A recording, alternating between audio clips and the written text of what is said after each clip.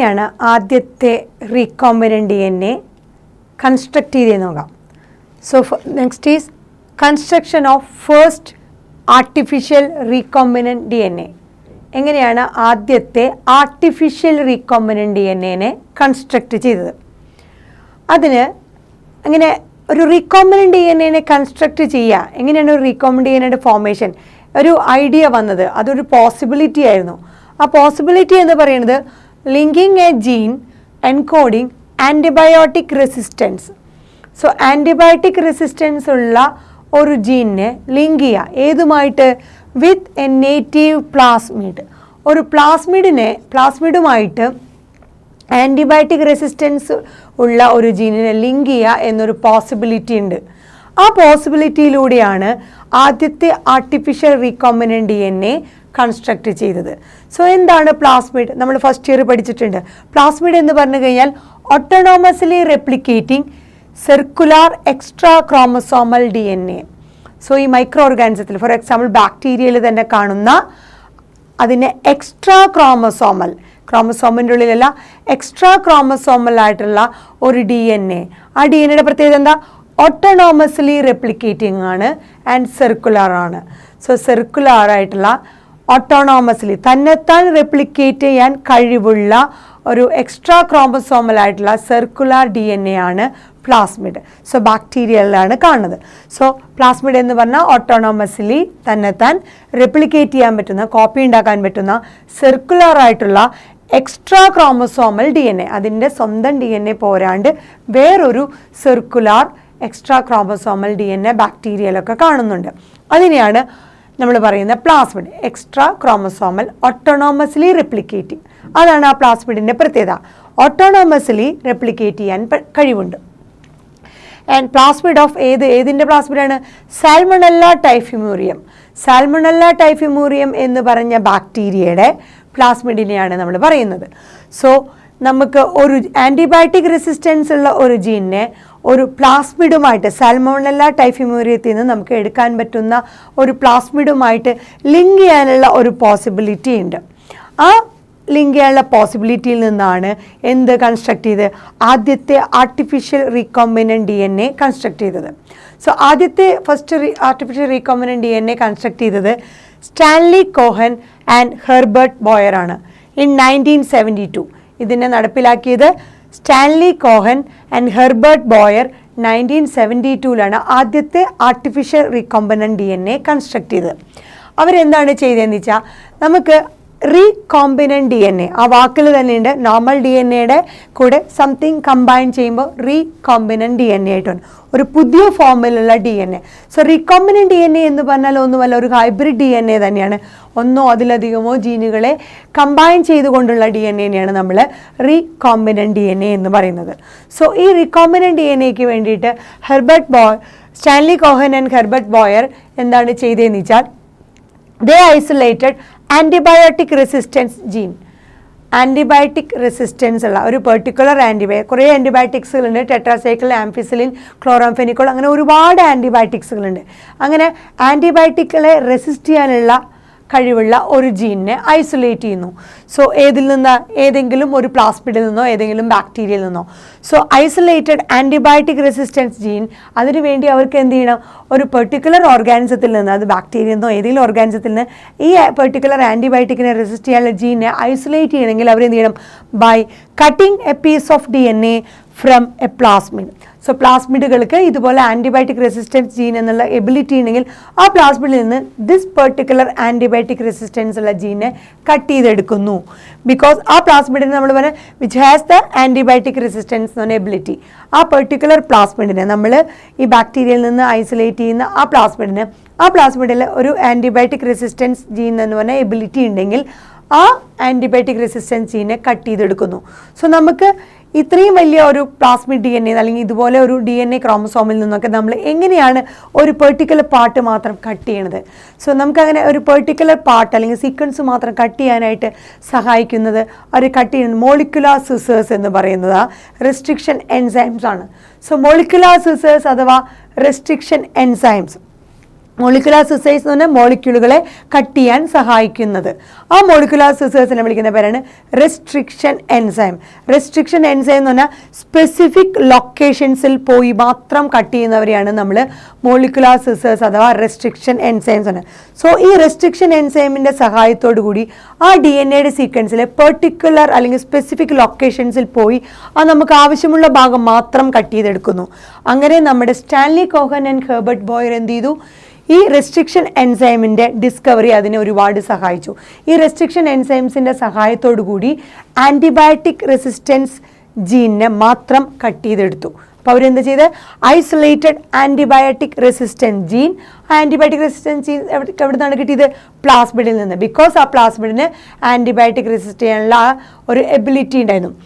It has antibiotic resistance അല്ല കൺഫറിങ് capacity ആ പ്ലാസ്മിഡിനുണ്ടായിരുന്നു. ആ പ്ലാസ്മിഡിൽ നിന്ന് ആൻറ്റിബയോട്ടിക് റെസിസ്റ്റൻസ് ജീനെ റെസ്ട്രിക്ഷൻ എൻസൈമിൻ്റെ സഹായത്തോടുകൂടി സ്പെസിഫിക് ലൊക്കേഷനിൽ പോയി കട്ട് ചെയ്യാൻ കഴിവുള്ള എൻസൈമായ റെസ്ട്രിക്ഷൻ എൻസൈമിൻ്റെ സഹായത്തോടുകൂടി ആൻറ്റിബയോട്ടിക് റെസിസ്റ്റൻസ് ജീനെ കട്ട് ചെയ്തെടുത്തു.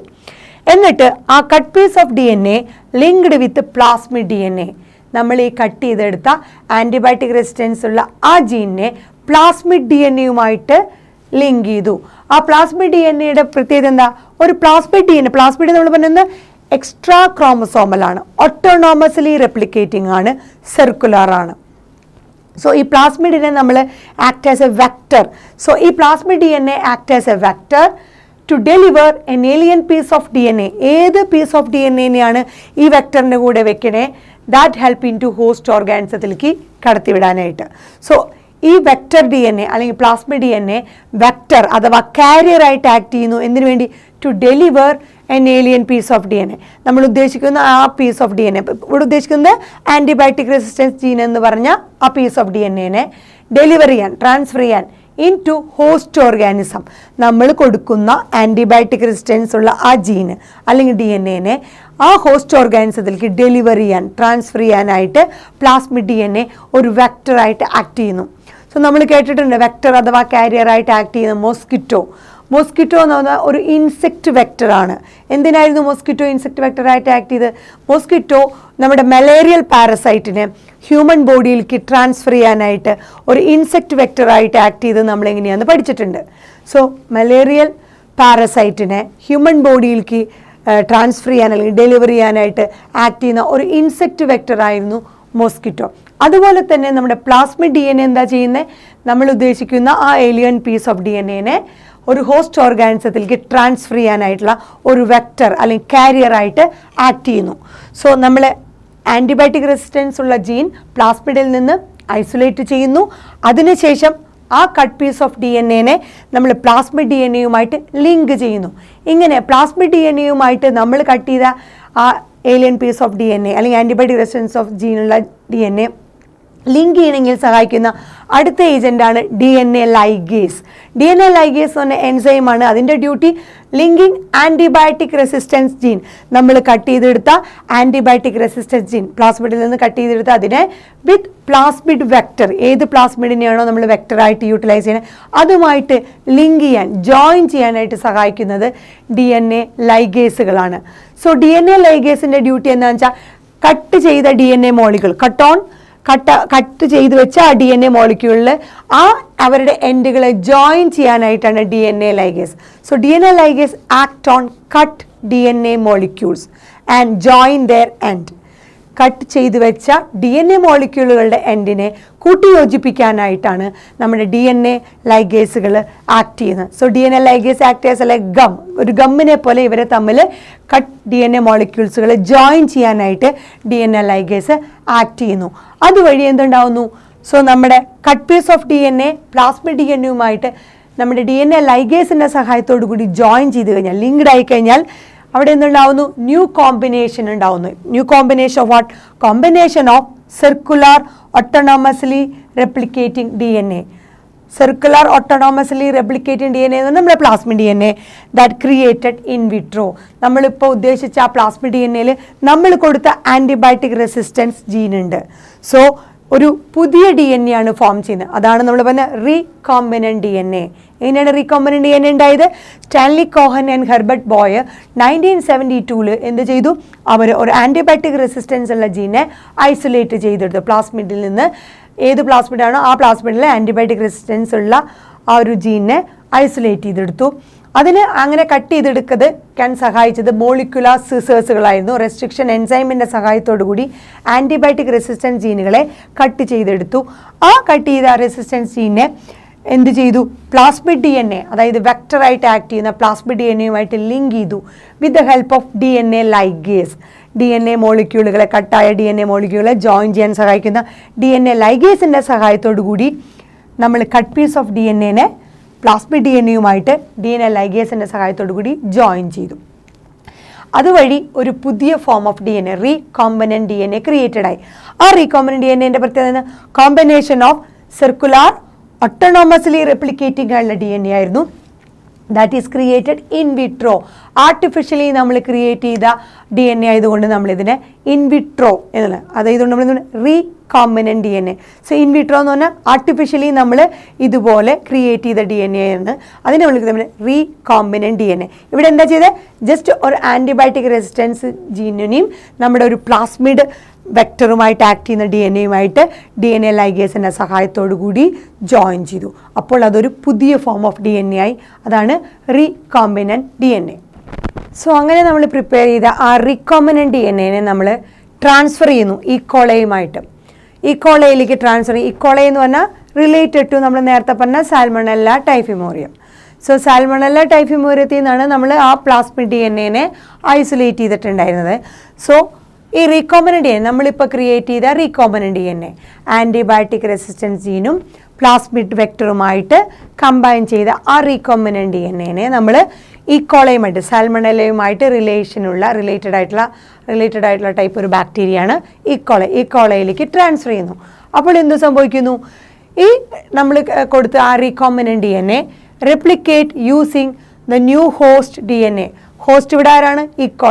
ഈക്കോളയുടെ DNA പോളിമറൈസ് എൻസൈം വെച്ചിട്ട് നമ്മൾ കൊടുത്ത ആ റീകോംബിനന്റ് DNA റെപ്ലിക്കേറ്റ് ചെയ്തിരിക്കുന്നു. അതായത് നമ്മൾ കൊടുത്ത ആ piece of DNA, antibiotic resistance എന്ന് പറഞ്ഞ ജീന് റെപ്ലിക്കേറ്റ് ചെയ്തുകൊണ്ടേയിരിക്കുന്നു with the help of host DNA polymerase enzyme. ഈക്കോളയ്ക്കാണ് നമ്മൾ ട്രാൻസ്ഫർ ചെയ്ത്. സോ ഈക്കോളയാണ് ഹോസ്റ്റ്. ആ ഈക്കോളയുടെ DNA പോളിമറൈസ് എൻസൈമിൻ്റെ സഹായത്തോടു കൂടി നമ്മൾ കൊടുത്ത ആൻറ്റിബയോട്ടിക് റെസിസ്റ്റൻസ് എന്ന് പറഞ്ഞ ജീന് റെപ്ലിക്കേറ്റ് ചെയ്യുന്നു. സോ എന്താണ് ഉണ്ടായത്? ആ റീകോംബിനന്റ് DNAനെ ആ ഹെർബർട്ട് ബോയറും സ്റ്റാൻലി കോഹനും കൂടി പ്രിപ്പയർ ചെയ്ത് ആ റീകോംബിനന്റ് DNAനെ ഈക്കോളയിലേക്ക് ട്രാൻസ്ഫർ ചെയ്തു. ആ ഈക്കോളയിലേക്ക് ട്രാൻസ്ഫർ ചെയ്തപ്പോൾ ഈക്കോളയുടെ DNA പോളിമറൈസ് എൻസൈമിൻ്റെ സഹായത്തോടു കൂടി ആ കൊടുത്ത റീകോംബിനന്റ് DNA റെപ്ലിക്കേറ്റ് ചെയ്യാൻ തുടങ്ങി. So replicate using the new host DNA polymerase enzyme. And എന്ത് സംഭവിച്ചു? Make multiple copies. ഒരുപാട് കോപ്പീസ് ഉണ്ടായി. നമ്മൾ കൊടുത്ത ആ DNAയുടെ അല്ലെങ്കിൽ ആ ആൻറ്റിബയോട്ടിക് റെസിസ്റ്റൻസ് ജീനിൻ്റെ ഒരുപാട് കോപ്പീസ് പ്രൊഡ്യൂസ്ഡ് ആയി. അല്ലെങ്കിൽ അതിൻ്റെ വിളിക്കുന്ന പേരാണ് cloning of antibiotic resistance gene in E coli. Antibiotic resistance ജീനെയാണ് ക്ലോൺ ചെയ്തത്. ഏതിലാണ് ക്ലോൺ ചെയ്തെടുത്തത്? ഈക്കോളയിൽ. So make multiple copies of നമ്മൾ പറഞ്ഞ ആൻറ്റിബയോട്ടിക് റെസിസ്റ്റൻസ് അല്ലെങ്കിൽ cloning of antibiotic resistance gene in E coli. ഇങ്ങനെയാണ് നമ്മൾ ക്ലോണിങ് ചെയ്യുന്നത് റീകോംബിനന്റ് DNA ടെക്നോളജി അഥവാ ജനറ്റിക് എഞ്ചിനീയറിംഗ് വഴി. ഇനി നമുക്ക് ഈ സ്റ്റെപ്പുകൾ ഒന്നും കൂടി നോക്കാം. Steps in creating genetically modified organism അഥവാ GMO, genetically modified organism.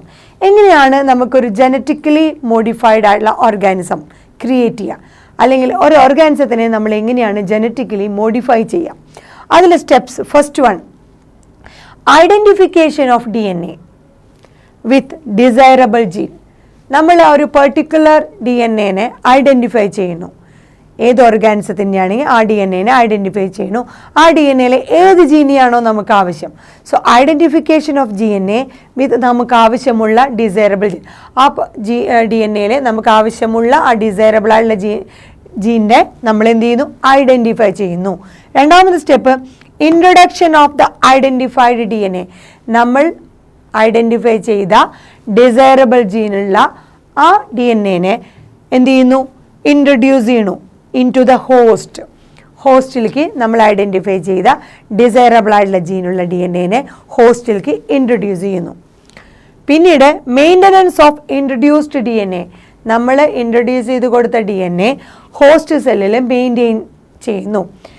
And transfer of the DNA into the progeny, ആ DNA പ്രോജനിയിലേക്ക് ട്രാൻസ്ഫേർഡ് ആവുന്നു. ഇപ്പോൾ നമ്മൾ പറഞ്ഞ ഈ സ്റ്റെപ്പുകളൊക്കെ ജനറ്റിക്കലി മോഡിഫൈഡ് ഓർഗാനിസം ക്രിയേറ്റ് ചെയ്യുന്ന സ്റ്റെപ്പുകളാണ്. നമ്മൾ പറഞ്ഞിരുന്നു ഒരു സ്പെസിഫിക് ലൊക്കേഷനിൽ പോയിട്ട് കട്ട് ചെയ്യാൻ കഴിവുള്ള മോളിക്കുലർ സിസേഴ്സ് ഉണ്ട്, അതാണ് റെസ്ട്രിക്ഷൻ എൻസൈം. സോ നമുക്ക് ആവശ്യമുള്ള DNA-യിൽ നിന്ന് ഡിസൈറബിൾ ആയിട്ടുള്ള ജീനുകളെ ഐസൊലേറ്റ് ചെയ്യാൻ വേണ്ടി നമുക്ക് ഈ മോളിക്കുലർ സിസേഴ്സായ റെസ്ട്രിക്ഷൻ എൻസൈം ഉപകരിക്കും. രണ്ടാമത്, ഇതിനെ നമ്മൾക്ക് ഏത് ജീനുമായിട്ടുമാണോ കണക്ട് ചെയ്യേണ്ടത്, ഏത് ജീനുമായിട്ടാണോ ലിങ്ക് ചെയ്യേണ്ടതെന്ന് വെച്ചാൽ അതിനെയും ഇതുപോലെ റെസ്ട്രിക്ഷൻ എൻസൈം വെച്ച് കട്ട് ചെയ്തെടുത്തിട്ട് കണക്ട് ചെയ്യാനായിട്ട്, അതിന് ജോയിൻ ചെയ്യാനായിട്ട് വേറൊരു സഹായിക്കുന്നതാണ് നമ്മുടെ DNA ലൈഗേസ്. അങ്ങനെ DNA ലൈഗേസുമായിട്ട് സഹായത്തോടു കൂടി, ആ ഗമ്മ് പോലെയുള്ള DNA ലൈഗേസിൻ്റെ സഹായത്തോടു കൂടി ഇങ്ങനെ കട്ട് ചെയ്ത DNA മോളിക്യൂൾസുകളെ ജോയിൻ ചെയ്യാം. ഇപ്പോൾ അതൊരു റീകോമ്പിനൻറ്റ് DNA ആണ്. നമ്മൾ ഈ ജോയിൻ ചെയ്ത് ഒരു പ്ലാസ്മിഡ് DNA അല്ലെങ്കിൽ പ്ലാസ്മിഡ് വെക്ടറിൻ്റെ കൂടെയാണ് നമ്മൾ ഉദ്ദേശിച്ചൊരു ജീനിനെ കമ്പൈൻ ചെയ്യുമ്പോൾ അതൊരു റീകോമ്പിനൻറ്റ് DNA ആയിട്ട് മാറി. സോ ഈ പ്ലാസ്മിഡിൻ്റെ പ്രത്യേകത എന്താ വെച്ചാൽ, ഈ പ്ലാസ്മിഡിൻ്റെ കൂടെ പ്ലാസ്മിഡ് എക്സ്ട്രാ ക്രോമസോമൽ ഓട്ടോണോമസിലി റെപ്ലിക്കേറ്റ് ആയതുകൊണ്ട്, എബിലിറ്റി ഉള്ളതുകൊണ്ട് അതിൻ്റെ കൂടെ ഒരു പീസ് ഓഫ് DNA വെച്ച് കഴിഞ്ഞാൽ അത് റെപ്ലിക്കേറ്റ് ചെയ്യുന്നതിൻ്റെ ഒപ്പം തന്നെ, ഈ പ്ലാസ്മിഡ് DNA റെപ്ലിക്കേറ്റ് ചെയ്യുന്നതിൻ്റെ ഒപ്പം തന്നെ അതിൻ്റെ കൂടെ കൊണ്ടുവന്ന ആ പീസ് ഓഫ് DNA-നെയും മൾട്ടിപ്ലൈ ചെയ്യാനും റെപ്ലിക്കേറ്റ് ചെയ്യാനും കോപ്പീസ് ഉണ്ടാക്കാനും സഹായിക്കുന്നു. അതാണ് നമ്മൾ പറഞ്ഞ ക്ലോണിങ്. എന്നിട്ട് അത് നമ്മളൊരു ഹോസ്റ്റ് ഓർഗാനിസത്തിലേക്ക് ഇൻട്രൊഡ്യൂസ് ചെയ്യുമ്പോൾ എന്താ വെച്ചാൽ ഹോസ്റ്റ് ഓർഗാനിസത്തിൻ്റെ ഒരു ഭാഗമായിട്ട് അത് മാറുന്നു.